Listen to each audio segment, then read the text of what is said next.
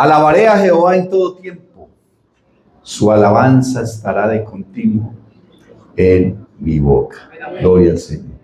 Saludo cristiano en el nombre de Jesús para todos y cada uno de ustedes. Una cordial bienvenida a este momento. No tanto a este lugar, a este momento. Porque en Dios lo importante no es el sitio, sino la ocasión, el momento. Gloria al nombre del Señor Jesús. Quiero, mis amados hermanos, leer la palabra en la carta a los Hebreos, en el capítulo número 10, a partir del verso 1, que dice así: porque la ley, teniendo la sombra de los bienes venideros, no la imagen misma de las cosas, nunca puede, por los mismos sacrificios que se ofrecen continuamente cada año, hacer perfectos a los que se acercan. De otra manera, cesarían de ofrecerse, pues los que tributan este culto, limpios una vez, no tendrían ya más conciencia de pecado. Pero en estos sacrificios cada año se hace memoria de los pecados, porque la sangre de los toros y de los machos cabríos no puede quitar los pecados. Por lo cual, entrando en el mundo, dice: sacrificio y ofrenda no quisiste, mas me preparaste cuerpo. Holocaustos y expiaciones por el pecado no te agradaron. Entonces dije: he aquí que vengo, oh Dios, para hacer tu voluntad, como en el rollo del libro está escrito de mí. Aleluya. Expiación. Oremos. Padre celestial, Dios del cielo, te damos gracias por permitirnos estar acá. En tu presencia, Señor, en tu voluntad, ayúdanos. Bendito Rey de la Gloria, exaltamos y glorificamos tu nombre. Habla a nuestro corazón, habla a nuestra vida, conforme a tu propósito, conforme a tu voluntad, mi Dios del cielo. Te exaltamos y glorificamos tu nombre. Aleluya. Amén y amén. Gloria al Señor. Siéntense, por favor, hermanos, y de pronto nos pasamos del tiempo, nos regalan unos minuticos más, ¿ya? Por culpa de Wilson. Si no hubiera venido, pues hubiéramos tenido más tiempo. Bendito el Señor Jesús. Bien, amados hermanos, estudiar la palabra es un desafío grande. Sobre todo estudiarla bien. Amén.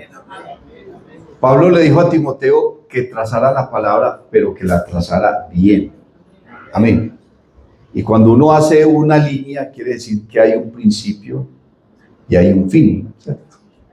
Según la geometría, la distancia más corta entre dos puntos es la línea recta. ¿No?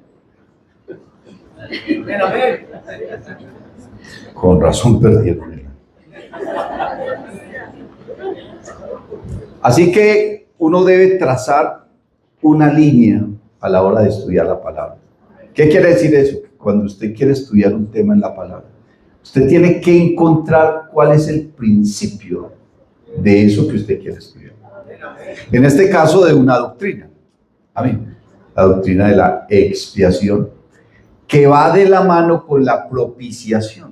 Son dos doctrinas que la una no puede existir sin la otra, ¿cierto? La una depende de la otra. Así que hay un principio, ¿cierto? Y se va desarrollando un tema, pero tiene una conclusión y una aplicación. Y tiene una aplicación. La doctrina de la expiación no siempre fue una doctrina. Antes de Cristo era un mandamiento de la ley. Porque la ley tenía entonces varios propósitos. Uno de ellos era establecer un orden, amén, civil dentro de la nación, porque no puede existir una nación sin una ley, sin una constitución política, ¿cierto? Tiene que haber unos reglamentos para saber uno hasta dónde puede llegar, hasta dónde van mis derechos y hasta dónde van los derechos del otro. Entonces, en la ley de Moisés había ese propósito, establecer una ley civil para regular el comportamiento del pueblo. Bendito el nombre del Señor. Muchas gracias. Pero también había una ley ceremonial. Dentro de esa ley ceremonial, Dios estableció una serie de ritos, ¿cierto? De ceremonias, de cultos, donde ellos tenían que ofrecer a Dios determinados sacrificios de acuerdo a las circunstancias, de acuerdo a la época, de acuerdo al pecado, ¿cierto? Tenían unas celebraciones, habían celebraciones de todos los días, habían celebraciones en la mañana y en la tarde, habían celebraciones para cada semana, habían celebraciones mensuales, otras celebraciones anuales y aún una celebración que se hacía solamente cada 50 años, ¿cierto? Era el año de jubileo, donde las personas que eran esclavas quedaban libres, donde las personas que por alguna razón habían perdido una propiedad la podían recuperar, en fin, una serie de ceremonias, ritos, liturgias y cultos que ellos ofrecían a Dios de acuerdo a las circunstancias. También había una serie de leyes que tenían que ver con lo moral, el comportamiento de las personas. No desearás la mujer de tu prójimo, ¿cierto? No desearás los bienes ajenos, en fin, no mentirás. Tenían que ver con la moral y con el comportamiento y con la ética de las personas. Había también unas leyes que tenían que ver con la parte de la higiene, del aseo, la purificación, en fin. Los sacerdotes tenían que bañarse 7 veces antes de escribir el nombre de Dios. Las mujeres después de su periodo tenían que ir purificarse, los hombres también, de acuerdo a una cantidad de cosas que en algún momento veremos todo eso. Pero finalmente todo tenía un propósito. Recuerde que estamos hablando de las doctrinas de la cruz. Amén. Venimos hablando de las doctrinas de la cruz. Ya, el día de hoy vamos a hablar entonces de la expiación y de la propiciación.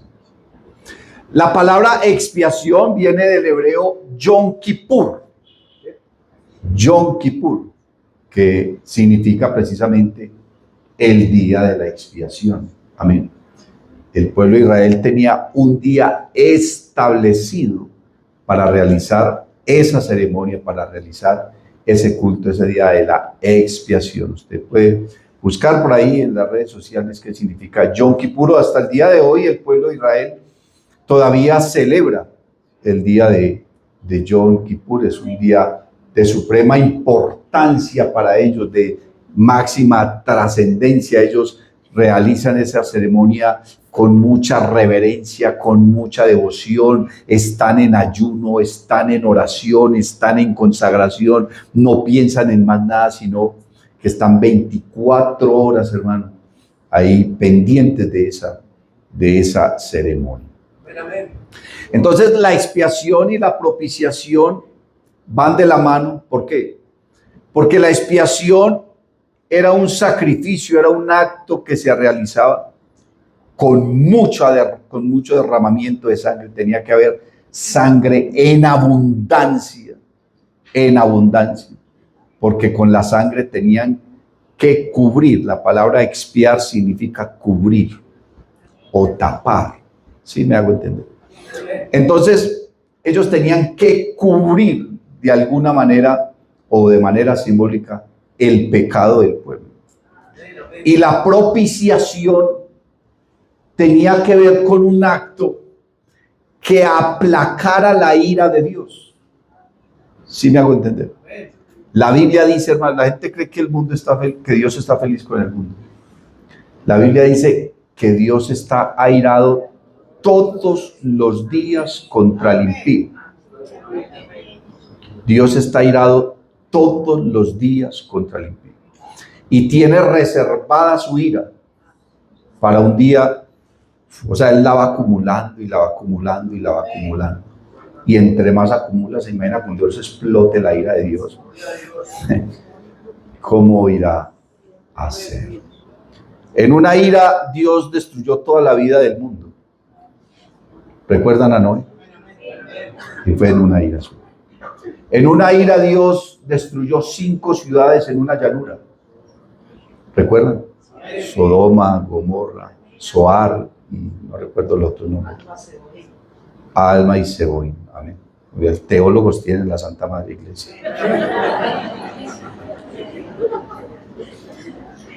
En una ira Dios destruyó a Tiro y a Sidón. En una ira Dios destruyó a Nínive y así sucesivamente. En épocas más modernas Dios ha destruido ciudades enteras como Pompeya. Una ira de Dios y muchas catástrofes que han habido en nuestra época y en nuestra era han sido a causa de la ira de Dios. La Biblia dice que entre tanto que Dios ministra justicia al mundo, los hombres aprenden. Amén. Aprenden justicia de parte de Dios a través de muchos castigos y de muchas cosas, pero Dios tiene reservada un día para derramar su ira. Y yo personalmente no quisiera estar aquí. Prefiero su gracia que su ira. Prefiero su gracia que su ira. Bendito el nombre del Señor Jesús. Así que la expiación nos habla de un acto que servía para cubrir. Recuerde, la palabra expiar significa cubrir. Servía para tapar, amén, el pecado. Y la propiciación servía entonces para aplacar la ira de Dios. Señor, no te enojes tanto. Espérate.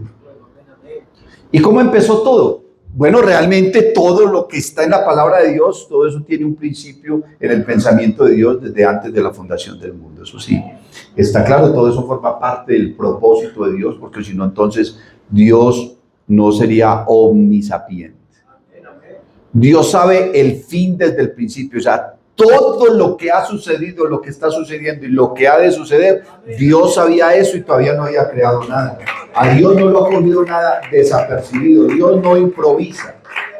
Todo está en un proyecto, todo está en un plan, en una línea que Él trazó con un fin y un propósito, y es que nosotros estemos en la gloria eterna con Él.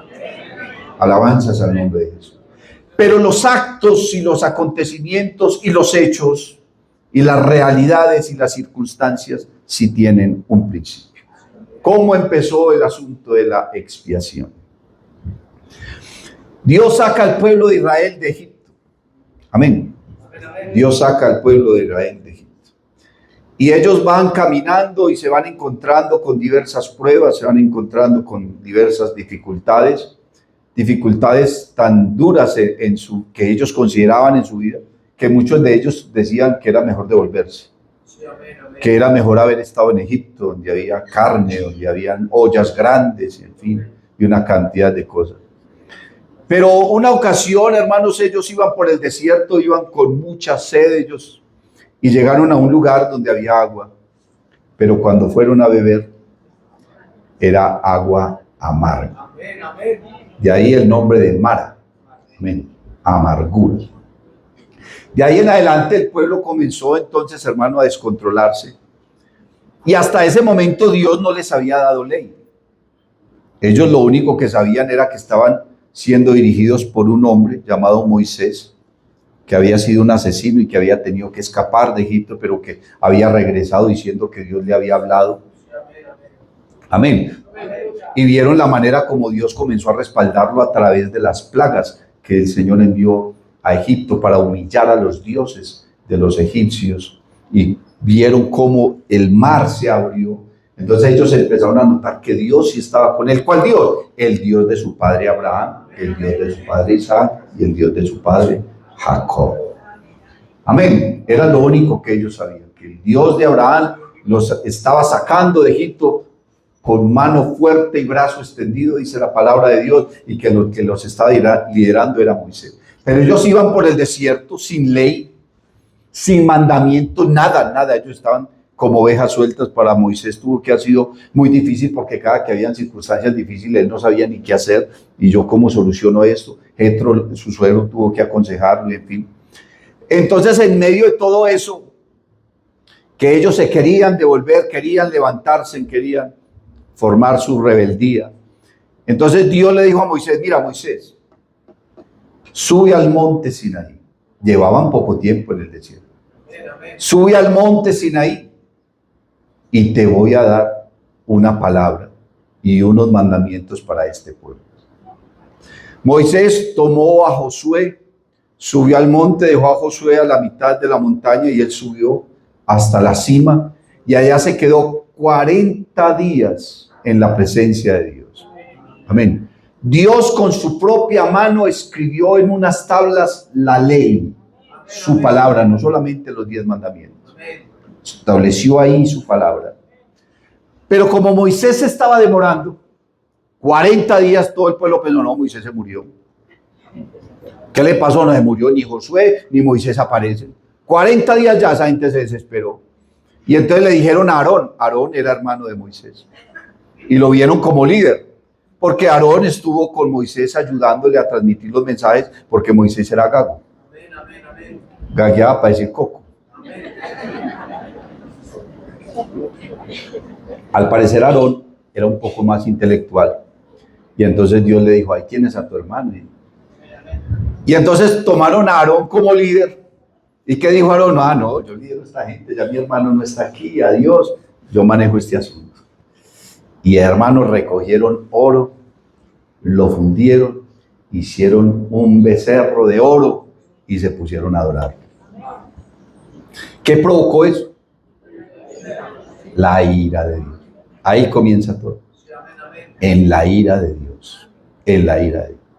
Fue tanta la ira de Dios, hermano, que Dios le dijo a Moisés, anda pronto, desciende, porque ese tu pueblo, no le dijo mi pueblo, los desconoció, totalmente los desconoció, porque ese tu pueblo ha pecado contra mí. Moisés desciende, hermano, y encuentras a gente en una fiesta, hermano, en un derroche, adorando un becerro. Y también le dio tanta ira a Moisés que cogió las tablas, hermano, y ¡pum! Las partió. Y las partió. El pueblo de Israel comenzó a hacer cosas, hermano, que la ira de Dios fue tan grande sobre ellos que Dios le dijo a Moisés, ¿sabes qué? Hazte a un lado, porque voy a destruir este pueblo de sobre la faz de la tierra y a ti te pondré sobre un pueblo mejor. Porque Dios tenía una ira, hermano. Uy, ¿cómo era, cierto? ¿Cómo será la ira de Dios? De todo lo que el mundo y lo que el ser humano es capaz de hacer hoy en día. Y Dios está ahí aguantándose, hermano, solamente porque nosotros estamos aquí. Si nosotros no estuviéramos aquí, ya Dios había derramado su Dios por causa de nosotros. Bendito el nombre del Señor. Y Moisés se tuvo que interponer entre Dios y entre el pueblo y decirle, no, Señor, no haga eso. Porque ¿qué han de decir las gentes? Que tú sacaste a este pueblo de Egipto para dejarlo perecer en el desierto. Entonces empezó a hablarle y hablarle. Y fuera de eso, Moisés le dice, Señor, y si usted los va a destruir a ellos, entonces máteme a mí también. Vaya, dígale usted eso a Dios a ver qué le pasa. Moisés tenía que estar muy bien parado, pues. ¿Cómo sería ese hombre, hermano, que dice la Biblia que no ha habido un hombre más manso sobre la tierra, hermano, que hablara con Dios cara a cara? Y se atrevió y le dijo al Señor, Señor, si usted destruye este pueblo, máteme a mí también. Porque él se pegó solamente de una cosita. Que Dios no destruya al justo juntamente con el impío. ¿Y quién le dijo a él que él era un justo? Si lo más difícil que hay es uno presentarse delante de Dios a decirle, Señor, es que yo soy muy bueno. Un muchacho le dijo al Señor, maestro bueno, ¿qué debo hacer para heredar la vida? Y el Señor le dijo, bueno, ¿por qué me llamas bueno? Si bueno solamente es Dios. Prácticamente le está diciendo, ¿usted cree que yo soy Dios? ¿Cierto? Eso es lo que le está diciendo. Bendito el nombre del Señor Jesús. Entonces Dios les dio en la ley, le dijo a Moisés que construyera el tabernáculo y todo eso. Y lo primero que tenía que hacer Moisés cuando el tabernáculo estaba listo era un sacrificio de expiación y un sacrificio de propiciación. Pero la propiciación era un pan que estaba sobre la mesa ahí, donde habían unas promesas de Dios, el pan de la propiciación. Pero estaba acompañado del sacrificio. Y Dios le dio el sacrificio de la expiación y le dijo, entra al lugar santísimo. Amén. Sacrifica un cordero. Y ese cordero tenía unas características. Tenía que ser el hijo mayor, o sea, el primogénito. Tenía que ser perfecto. No podía ser ni orejimocho, ni colimocho, ni cojo, ni tuerto, ni mueco, nada de eso. Tenía que ser un animalito perfecto. Lo tenía que sacrificar en el altar del sacrificio y tomar la sangre, entrar hasta el lugar santísimo, porque el tabernáculo tenía 3 sectores: el atrio, donde estaba el altar del sacrificio, donde estaba la puerta, el altar del sacrificio y la fuente de bronce. Luego estaba el lugar santo, una habitación más o menos como este salón, divídalo en 2. Y en el lugar santo pues estaba el pan de la propiciación, el candelabro de oro, el incensario, ¿cierto? Y hasta ahí podían entrar los sacerdotes. Pero al lugar santísimo no podía entrar nadie. En el lugar santísimo estaba el arca, el testimonio. Y dentro del arca estaba la vara de Aarón que reverdeció, ¿cierto? Estaba el maná y estaba la ley. Pero entonces Dios le dijo, entra al lugar santísimo una sola vez en el año. Una sola vez en el año podía entrar. Ofrece el sacrificio en propiciación y luego tienes que tomar la sangre y la sangre la tienes que esparcir por todo el lugar. Todo, o sea, ese lugar estaba hecho de oro, forrado en oro, cortinas preciosas, madera de la mejor madera que había y todo forrado en oro. Y entonces el Señor le dice a Moisés, cubra todo con sangre. ¿Cuánta sangre se necesitaba? Que no se podía ver el oro, no se podía ver la madera, todo tenía que estar bañado en sangre. Yo me estaba preguntando, y bueno, ¿y eso quién lo lavaba después? Sí, uno se pregunta cosas. ¿Cómo harían para lavar eso después? El caso entonces es que el sumo sacerdote entraba una vez al año y cubría todo de sangre. Y usted, pastor, ¿y para qué hacían toda vuelta? Para 2 cosas. Para que Dios de manera simbólica no viera el pecado, sino que viera la sangre de un inocente. Entonces Dios miraba al lugar santísimo y lo único que veía era sangre. Y sangre de un inocente. De alguien que no tenía nada que ver con lo que el pueblo había hecho. Entonces cuando Dios miraba el lugar santísimo y no veía sino todo rojo, pura sangre solamente, entonces su ira se aplacaba. Y el Señor decía, listo, me lo voy a aguantar un año más. Al año siguiente, lo mismo. Si el sacerdote no era digno, se moría ahí adentro. Pero si el sacerdote era digno y Dios aceptaba el sacrificio, durante ese año Dios bendecía al pueblo, bendecía sus ganados, sus cultivos, su descendencia, les daba victoria en las batallas, cuando Dios recibía. Pero cuando Dios no recibía el sacrificio, ese año había mortandad, peste, hambre, derrotas en las batallas, o sea, tristeza, las cosechas se acababan, venía la langosta, el saltón, ¿cierto? Y el revoltón, dice el libro del profeta. Entonces había gran tristeza y cuando no recibía el sacrificio, entonces la gente se quedaba en la puerta, todo el mundo se tiraba al suelo a llorar y a llorar, porque en ese año se iban a morir sus hijos, toda la peor tragedia. Pero cuando sentían que el sacrificio había sido acepto, hermano, esa gente se quedaban días, semanas enteras haciendo fiesta, porque iba a haber bendición, prosperidad, victoria, sanidad, abundancia, alimento, la presencia de Dios. Entonces, con la expiación se aplacaba la ira de Dios y toda esa sangre entonces cubría el sitio y Dios no veía sino sangre. Hasta ese instante la expiación era un punto de la ley, era un mandamiento, lo tenían que hacer, lo tenían que hacer.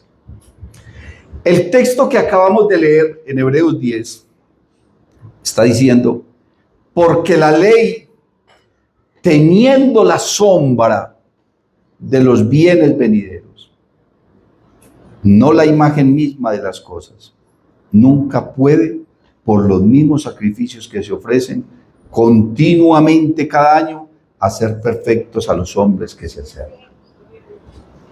¿Qué quiere decir eso? Bueno, primero que todo lo que está escrito en la ley era sombra, era el reflejo de lo que se iba a venir, amén, de lo que iba a suceder. Estaba Dios mostrando el propósito que tendría más adelante, amén. Pero ninguno de esos sacrificios pudo hacer perfecto al hombre. De hecho, el propósito de Dios no era que el ser humano fuera perfecto por esos sacrificios. ¿Por qué? Porque Él tenía algo preparado. Algo mucho más especial preparado. Hasta ese entonces, esos de la expiación eran puntos de la ley.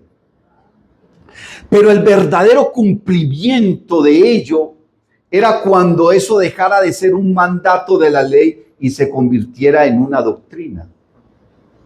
Porque tú ves cosas en el Antiguo Testamento que allá eran prácticas, pero ahora a nosotros se nos convierten en doctrina. ¿Y cuál es la diferencia?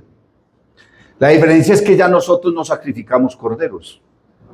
No tenemos un lugar santísimo, en especial o material, donde ofrecemos sacrificios y nos vestimos con no. Ya lo de nosotros es todo espiritual. ¿Sí me hago entender? Y el cumplimiento de la expiación, hermano, ¿fue cuál? De que tenía que sacrificarse un ser, no solamente que fuera inocente, sino que fuera perfecto, puro y sin mácula, inmarchitable, inmarcesible, perfecto. ¿Y quién hacía eso? Si Dios dice que ni siquiera los cielos son limpios delante de Él, no había en el cielo nadie. Dios miró primero en el cielo. ¿Quién aquí es inocente que pueda hacer eso? Nadie. Nadie. Miró a la tierra. Nadie. Ni un solo justo. Dice, no había justo ni aún uno. Todos se descarriaron como ovejas. Cada cual se apartó por su camino, dice la palabra de Dios. No había nadie. Pero se necesitaba un sacrificio que aplacara la ira de Dios y que no solamente cubriera el pecado, porque la expiación lo único que hacía era cubrir el pecado. ¿Y por qué solamente lo cubría? Porque era la sangre de un ser mortal. Ni siquiera era un ser humano, era un corderito, era un animalito. Entonces lo único que hacía era aplacar la ira de Dios por un año. Pero se necesitaba un sacrificio de un ser cuya sangre fuera suficiente, no para cubrir, sino para limpiar. Y que no se tuviera que hacer cada año, sino que se hiciera de manera perpetua. Amén. Para siempre. Dice entonces la carta que esos sacrificios no podían hacer perfectos a los hombres. Verso 2, de otra manera cesarían de ofrecerse. Si esos sacrificios hubieran sido perfectos, con uno solo hubieran tenido, pero no eran sacrificios perfectos. Y Dios no estaba satisfecho. No se satisfizo, hermano, lo que su ira demandaba, lo que su palabra demandaba. ¿Y qué demandaba la ira y la palabra de Dios? Demandaba una cosa: la paga del pecado es la muerte. Es la muerte. Tú pecaste, ven, ofrece un sacrificio y yo te perdono por un año. Dentro de un año tienes que venir y hacer otro y otro y otro y otro, porque si no lo haces, tienes que pagar con tu vida. Te tienes que morir tú. ¿Y de qué servía a Dios si el hombre se moría? Porque David dijo: Señor, en el Seol, ¿quién te alabará? Y David le dijo: tú no quieres sacrificio, que yo lo daría. Tú no quieres ofrenda o sacrificio del todo quemado. Tú no quieres eso. Porque los sacrificios de Dios son el corazón contrito y humillado, el espíritu quebrantado. No despreciarás tú, oh Dios. Entonces a Dios no le sirve el hombre muerto. Sin embargo, había dicho: todas las almas son mías, pero el alma que pecare, esa morirá. Pero ¿de qué le sirve a Dios el ser humano muerto? Dios no creó al hombre para que muriera. Dios no creó al hombre para destruirlo. Fue el hombre el que buscó la muerte, fue el hombre el que se descarrió, fue el hombre el que se apartó. Pero el deseo de Dios no era que el hombre muriera. No quiere Jehová la muerte del pecador, sino que éste se arrepienta y viva. Pero así el hombre se arrepienta, entonces ¿qué puedo yo hacer para que no se tenga él que morir? ¿Qué puedo yo hacer para que el hombre no se muera? Mire que Jesús dijo: Señor, Padre, no Señor, Padre, si es posible, pasa de mí esta copa. Como quien dice, no habrá otra forma. No existe otro método para que esta gente se salve y que yo no me tenga que pasar por lo que voy a pasar. Porque el Señor estaba viendo en su mente lo que le venía. Y lo que le venía era tan pesado que el Señor se llenó de miedo físico, literal. Usted no cree, hermano, pero el Señor estaba aterrado, estaba paniqueado. Isaías dice: angustiado él y afligido, no abrió su boca. Como cordero fue llevado al matadero, y como oveja delante de sus trasquiladores, enmudeció y no abrió su boca. El Señor estaba literalmente aterrado del susto, hermano. Es que lo que le venía, él estaba en la carne. Por eso Pablo habla de Jesús en los días de su carne. Él en los días de su carne sintió todas las emociones que cualquier ser humano puede sentir, inclusive el miedo. Bendito el nombre del Señor Jesús. Entonces se necesitaba un sacrificio expiatorio, no que cubriera el pecado por un año, sino que le diera solución al pecado de una vez por todas. Pero ¿por qué no hicieron así? ¿O por qué no murió de tal otra manera? ¿O le clavaron una flecha o algo, una lanza? ¿Por qué lo torturaron de esa manera? ¿Por qué lo azotaron? Porque se necesitaba que la sangre cubriera todo el cuerpo. Si alguien miraba a Cristo, no veía nada en él, lo veía todo rojo solamente, como una silueta cubierta solo de sangre, solo bañada. Y la cruz donde fue colgado estaba bañada en sangre. Por eso a él lo azotaron en la espalda, en el pecho, en la cabeza, en la frente, en los pies. Él derramó sangre y sangre y sangre, al punto que ya no le salía sangre, sino agua. ¿Por qué? Porque cuando Dios mirara el pecado del hombre, entonces lo único que aplacaría su ira sería ver la sangre, no solamente en este caso cubriendo, sino borrando el pecado de los hombres. Bendito el nombre del Señor Jesús. Cristo ofrece un sacrificio de expiación que aplaca su ira. Y yo me pregunto, ¿cómo es el pensamiento de Dios? Es que Isaías dice: porque mis pensamientos son más altos que vuestros pensamientos, y mis caminos más que vuestros caminos. ¿Cómo es posible que Dios viene y se hace hombre, sufre un calvario de esos, y lo único que aplaca su ira es verse a sí mismo hecho hombre, bañado en sangre. ¿Qué sabiduría es esa? ¿Qué manera de pensar es esa? Es como si usted tuviera un pleito con el vecino y lo único que a usted le aplaca el pleito es usted bañarse en sangre, en su propia sangre. No se supone que es la sangre de él la que tiene que estar derramada porque él fue el que me ofendió a mí. Pero el pensamiento de Dios es diferente al nuestro. O sea, qué cosa tan increíble, hermano. Por eso la Biblia dice que Dios enloqueció la sabiduría de los hombres y le plació salvar a los creyentes por la locura de la predicación, porque predicar estas cosas va en contra de la lógica humana, de la objetividad humana, de la sabiduría humana, de la filosofía. Todo es contrario. Zacarías canta que aquí todo es distinto. Que aquí todo es distinto. Con Dios todo es distinto. Lo único que le quitó la ira a Dios es verse a sí mismo, hecho hombre, bañado en sangre. Entonces ya la expiación deja de ser un mandato de la ley y se convierte en una doctrina. ¿Y por qué se convierte en una doctrina? Porque ya nosotros no ofrecemos sacrificios, sino que creemos en ese único y solo sacrificio. Y una doctrina es una creencia.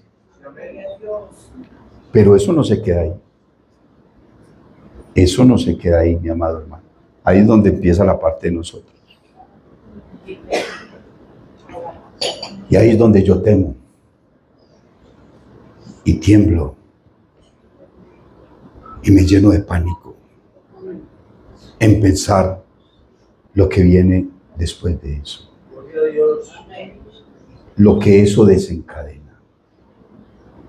Mire, hermano, Juan escribe en el capítulo 14 unas palabras que él le escuchó al Señor, porque los evangelistas escribieron lo que le oyeron al Señor.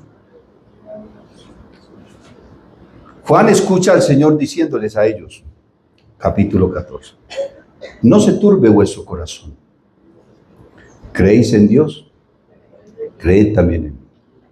En la casa de mi Padre muchas moradas hay. Si así no fuera, yo os lo hubiera dicho. Voy pues a preparar lugar para vosotros. Escuchen, que aquí es donde está la esencia. Y si me fuere y os preparare lugar, ay Señor, vendré otra vez. Y ojalá usted entienda esto. Y os tomaré a mí mismo. ¿Usted sabe cuántas veces yo he pensado en esas palabras? Y os tomaré a mí mismo. ¿Qué significa eso? Alguien de manera sencilla puede decir, pastor, usted no sabe leer, pues quiere decir que él mismo va a venir y nos va a tomar. No. Eso tiene un sentido más profundo en la palabra. Aunque él sí va a venir él mismo y nos va a tomar. Porque eso es lo que Pablo le dijo a los tesalonicenses. Porque Dios mismo, con voz de mando, con voz de arcángel y con trompeta de Dios, descenderá del cielo y los muertos en Cristo resucitarán primero, luego nosotros, los que hayamos quedado, seremos arrebatados para encontrarnos con el Señor en las nubes. Y así estar con Él toda la eternidad. Pero cuando dice que nos tomará a sí mismo, quiere decir que Dios no te va a tomar a ti, ni me va a tomar a mí, ni lo va a tomar a él, ni la va a tomar a ella. Lo que él va a venir a tomar es lo que hay de él en nosotros. Mire pues, ¿cómo estás viviendo? Él no te va a venir a tomar a ti. Él no me va a venir a tomar a mí. Él va a venir a tomar lo que hay de él en mí. Y si en mí no hay nada de él, sino que lo que hay en mí es mundano, mentiroso, hipócrita, falso. Entonces ahí es donde usted tiene que pensar, ¿y qué hay de Dios en ti. ¿Sabe qué hay de Dios en nosotros? El alma. El ser humano tiene cuerpo, mente, memoria, espíritu, voluntad, alma y conciencia. Pero todo ello gira en torno del alma. Cuando Dios le dio vida a Adán, que sopló en él, y dice que fue el hombre un ser viviente, Dios le dio el cuerpo y le dio el espíritu. Pero también le dio el alma. Y el alma es una parte intangible del ser humano, no de los animales, sino del ser humano. Una parte intangible del ser humano, que es lo que nos llevó a nosotros a estar hechos a imagen y semejanza de Dios. Nosotros no somos hechos a imagen y semejanza de Dios porque tengamos orejas, cabeza, rodillas y pies y todo eso. Eso no. Es el alma la que nos convierte a nosotros en semejantes del Señor. Porque el alma es una parte de Él. Él es como si Él se hubiera arrancado un pedazo y te lo hubiera puesto a ti. Y otro pedazo. Y cada uno de nosotros es una fracción. Amén. Del Espíritu de Dios que Él nos puso en cada uno, el alma. Entonces dice, no, entonces si todos tenemos alma y Dios viene por el alma, entonces todos nos vamos con Él. No. Porque el alma se ha corrompido. Y Dios no se va a llevar un alma corrompida. Pero a Dios le duele mucho que parte de su ser, el alma nuestra, se vaya a condenar. Por eso dice, Dios no quiere la muerte del pecador. Y Él hizo todo posible e imposible para que el hombre no se pierda. Porque Dios no quiere ver en la condenación del infierno una parte suya condenándose como el diablo y como los demonios que se apartaron de Dios, que antes eran ángeles. Dios no quiere eso. Entonces Dios quiere que nuestra alma, porque lo que se va a salvar no es este cuerpo. La Biblia dice que ni la carne ni la sangre le darán el reino de los cielos. Entonces cuando Dios vaya a levantar su pueblo, como esta carne y esta sangre no se van a salvar, entonces Dios lo que va a hacer es que la va a transformar en un cuerpo glorioso, donde abunde más el alma que lo físico. Entonces, la Biblia dice que el que está con Cristo, de Cristo debe estar ni siquiera vestido, sino revestido. Revestido, hermano. Porque si usted en un plato echa clavitos, palitos, piedritas y diferentes materiales, y usted pasa un imán por encima, ¿qué sucede? ¿Qué se adhiere ahí? Los palitos, las piedritas, la hierbita, solo lo que es del mismo material, el metal. El metal. Cuando el Señor levante la iglesia, Él no va a venir hasta aquí. Él no va a venir hasta aquí. La Biblia dice que Él va a venir solamente hasta las nubes. Y desde las nubes nos va a llamar y va a poner su mano así. Y solamente los seres humanos que tienen de Él subirán y se apegarán a Él. Pastor, es que la vida es mía, yo la digo como sea, es que el evangelio, ustedes le ponen mucha vuelta a esto. ¿Sabe qué dijo Pablo? Dice, yo por ustedes sufro dolores de parto, hasta que Cristo sea formado en vosotros. Qué pastor tan cantaletoso, tan cansón a toda la lomita. Pero es que yo no quiero que te pierdas. Yo no quiero que te pierdas. ¿Cómo voy a querer que te pierdas, hermano? Mi Señor no quiere que tú te pierdas.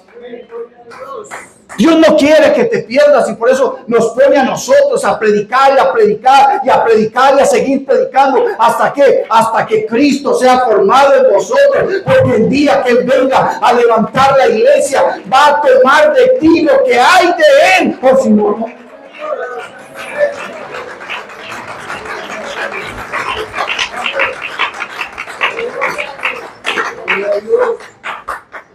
La Biblia dice que debemos vestirnos de justicia, de amor, de misericordia. Todo lo que Dios nos ha dado es ¿para qué? Para que se forme en nosotros la naturaleza divina.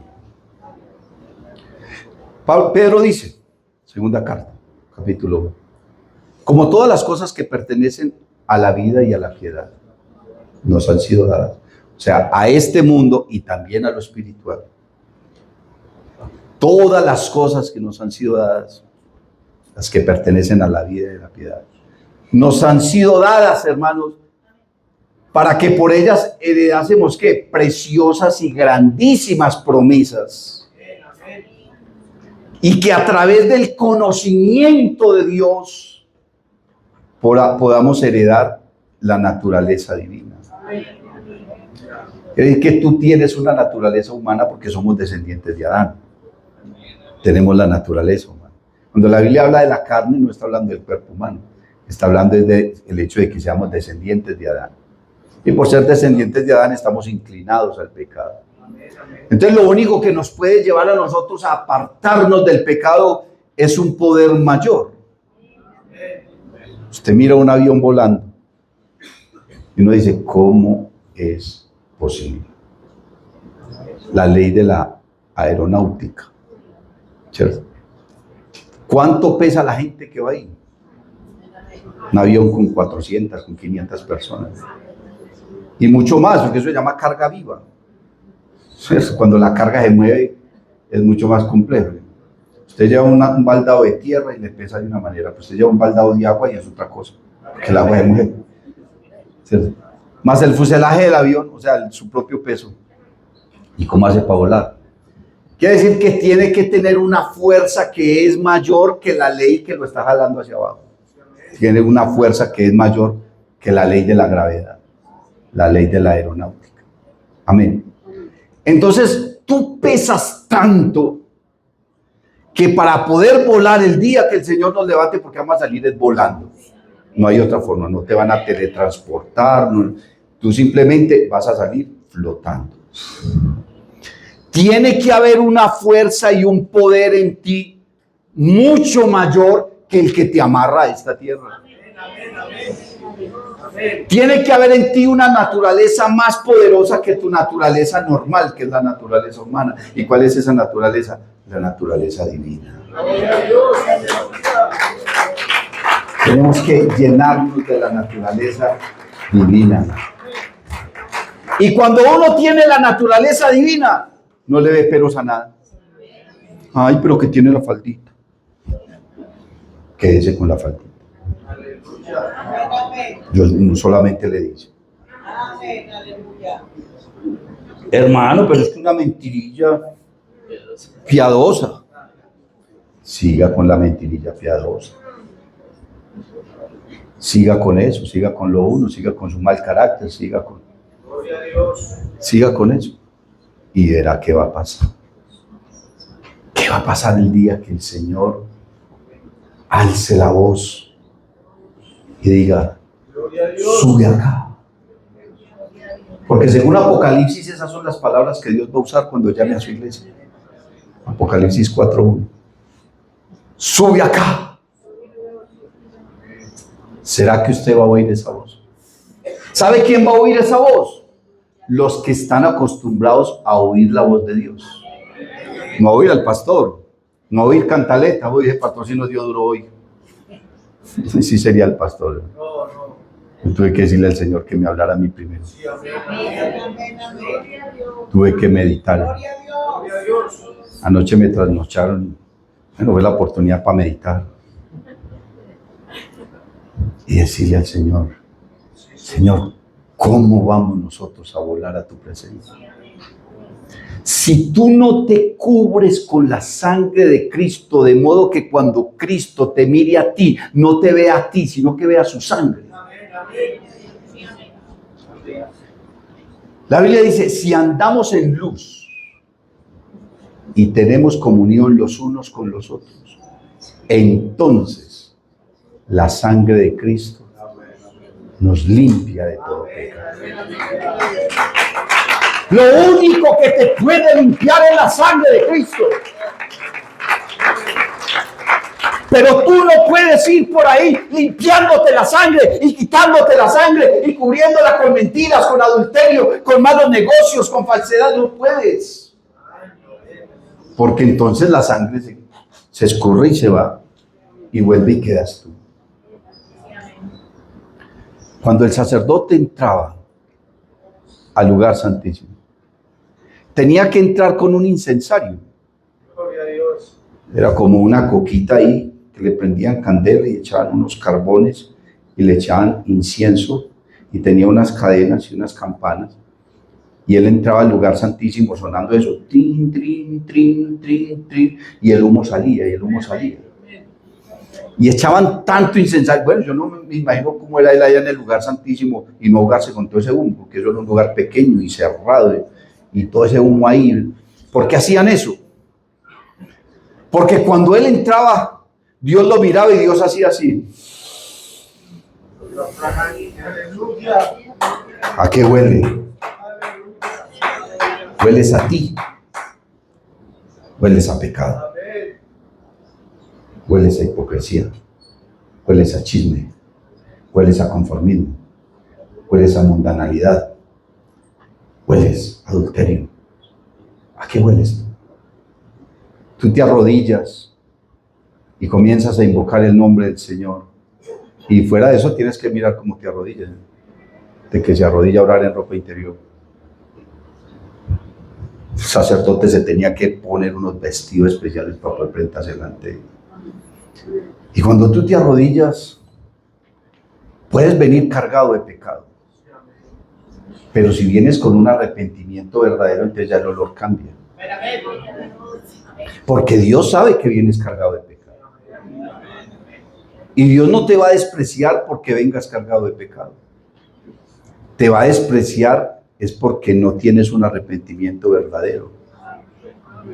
Pero cuando tú vienes y traes un arrepentimiento verdadero, entonces ahí es donde a Dios le agrada. ¿Por qué? Porque ese arrepentimiento viene acompañado de su sangre. Juan dice, si alguno dice que no tiene pecado, es mentiroso. Porque todos tenemos pecado. Y dice, hijitos, estas cosas os escribo para que no pequéis. Pero si alguno hubiese cometido pecado, abogado tenemos para con Dios. ¿A quién? A Jesucristo el justo. Él es la propiciación, o sea, Él es el que aplaca la ira. ¿Y la aplaca por qué? Porque nos cubrimos con su sangre. Porque nos bañamos con su sangre, porque no andamos por ahí, hermano, limpiándonos la sangre, quitándola, fregándonos a deshacer de ella, no, porque permanecemos todo el tiempo cubiertos de su sangre, cubiertos de su promesa, con una conciencia, hermano, limpia delante del Señor. Perdóname, Señor, límpiame, porque yo he pecado, he hecho lo malo delante de tus ojos, contra ti solo he pecado. Si tú no te cubres con su sangre, la expiación es vana. Ya no necesitamos sacrificios, hermano, allá de un cordero. No necesitamos entrar a un lugar con un incensario. No, allá en tu habitación, aquí en este altar, aquí en la iglesia, tú vienes, te postras delante de Él y le dices, Señor, cúbreme con tu sangre, cúbreme con tu sangre. Perdóname, Señor, aplaca tu ira. Derrama más bien tu gracia, ten misericordia de mí. Expía mis pecados, Señor, lávame. Lávame y seré limpio. Lávame y seré limpio. Y David le dice, vuelve el gozo de tu salvación y espíritu noble me sustente. Si tú quieres ir al cielo, tienes que nacer de nuevo. Si tú quieres ir al cielo, tienes que revestirte de Cristo. Si tú tienes que si quieres ir al cielo, tienes que renunciar a los deseos mundanos. Tienes que renunciar a la impiedad y a los deseos mundanos y vivir en este mundo justo, sobrio y de una manera santa. Dice la palabra de Dios, no es de cualquier manera, no es como tú te lo imaginas, no es saltando ni dando vueltas, hermano. No se trata de eso. Si saltas y das vueltas, vueltas, gloria a Dios. Qué bueno que lo haces, hermano. Pero lo importante es que tu vida sea digna delante de Él, que seas sincero con Él y que renuncies verdaderamente aquí. No renuncies al mundo, renuncia aquí y el mundo se volverá para ti. Renuncia a ti mismo. Deja que su sangre te cubra. Y preséntate delante de Él el olor fragante, sacrificio acepto delante de Él. Dios te bendiga. Si te ha gustado esta predicación, te invito para que visites mi canal en YouTube y en Facebook, Eduard David Taborda. Suscríbete y activa las notificaciones. Estoy seguro de que esta palabra será poderosa para tu vida.